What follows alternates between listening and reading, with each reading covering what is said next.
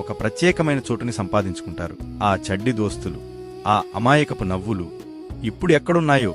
చంటి, రాము, నేను ముగ్గురం ప్రాణస్నేహితులం. మా ఆటలు, మా పాటలు అన్నీ కలిసే ఉండేవి.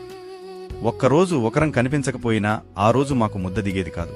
మా స్నేహానికి అసలైన పరీక్ష తోటల్లోకి వెళ్లి మామిడికాయలు కోయడం. ఒకడు కాపలా కాస్తే ఇద్దరం చెట్టు ఎక్కేవాళ్ళం.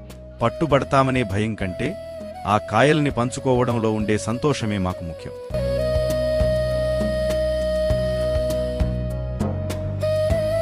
మా దగ్గరున్నది ₹1 బిస్కెట్ ప్యాకెట్ అయినా దాన్ని ముగ్గురం సమానంగా పంచుకుని తినేవాళ్లం. ఆ సగం బిస్కెట్లో ఉన్న రుచి నేటి విందు భోజనాల్లో కూడా దొరకదు.